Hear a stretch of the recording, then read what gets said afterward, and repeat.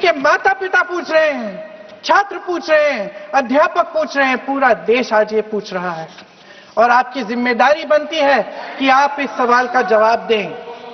क्यों डरते हैं आप इस देश के नौजवानों से? क्यों डरते हैं आप इस देश की बुलंद आवाज से?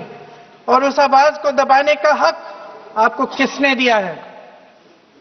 महोदय, ये सदन यहां बैठे हुए सांसदों की जागीर नहीं है, ये इस देश की अमानत है। यहां बैठे हम सब इस देश की जनता, इस देश के युवाओं, बुजुर्गों, गरीबों, अमीरों और सब धर्मों, सब वर्गों के देशवासियों के सेवक हैं। हम उनके प्रतिनिधि हैं और ये सत्ता हमें उन्होंने ही दी है। इस देश का संविधान हमारी सर आंखों पे, इस देश का लोकतंत्र सर्वोपरि है। इसे ध्वस्त करना पाप है। यह करोड़ों जनता हमसे सिर्फ एक चीज मांगती है, जवाबदेही। इंग्लिश में इसे अकाउंटेबिलिटी कहते हैं। हमें सत्ता देकर, हमें यहां तक लाकर सिर्फ उसकी ये गुहार है कि जो हम करें उसकी भलाई के लिए करें, और अगर उनके साथ अन्याय हो तो हम उनके प्रति जवाबदेह बने और उन्हें न्याय दिलवाएं। पिछले दिनों हजारों बच्चे सड़क पर उतरे, उन्होंने अपनी पीड़ा व्यक्त की। गांधी जी के दिखाए हुए रास्ते पर अहिंसा और सत्य को अपने दिलों में रखते हुए, गाते, मुस्कुराते हुए शांतिपूर्वक प्रदर्शन किया। लोकतंत्र के सबसे पवित्र सिद्धांत के तहत उन्होंने अपनी आवाज उठाने का अधिकार कायम किया। ये उस भारत के बच्चे हैं जो गांव में रहते हैं, जो महानगरों में रहते हैं, जो छोटे कस्बों में, छोटे शहरों में रहते हैं, जहां मां अपने गहने बेच देती है, पिता अपनी जमीन गिरवी रख देता है, एक परिवार अपनी पूरी जिंदगी की कमाई बच्चे के सपने पर खर्च देता है।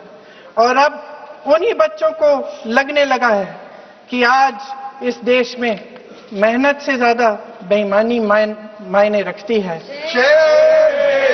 मेरिट से ज्यादा पैसा मायने रखता है।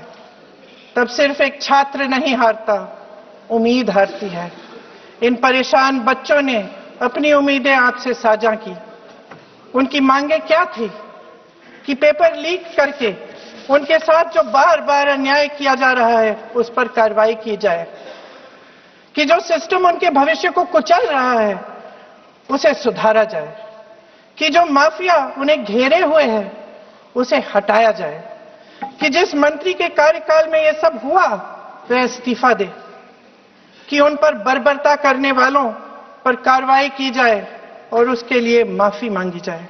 बस यही उनकी मांग थी ना, कि जो शिक्षा और स्वतंत्र अभिव्यक्ति का अधिकार उन्हें संविधान ने दिया है उसे कायम रखा जाए। महोदय, हमारे एजुकेशन सिस्टम में कुछ समय से बहुत खामियां भर चुकी हैं। बच्चों पे जो प्रेशर डाला जाता है उसकी वजह से सैकड़ों बच्चों ने आत्महत्या कर डाली है। उससे भी ज्यादा बच्चे डिप्रेशन में डूब रहे हैं। परिवारों पर बच्चों को पढ़ाने लिखाने के लिए घूस, capitation fees, tuition fees, coaching fees आदि के घिनौने दबाव हैं। लोन लेने पड़ते हैं, सामान बेचना पड़ता है और उसके बावजूद कोई गारंटी नहीं कि उनके बच्चों के भविष्य मजबूत बन पाएंगे, क्योंकि बेरोजगारी चरम पे है। इस सरकार ने रोजगार पैदा करने वाले सभी सेक्टर्स को लगातार कमजोर किया। एग्जामिनेशन सिस्टम खुद फेल हो गया है।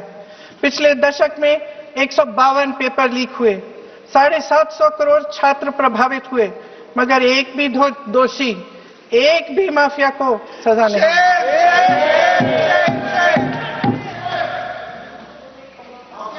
हमारे एजुकेशन में आरएसएस के प्रचारकों को भर भर कर उसे खोखला बना दिया है।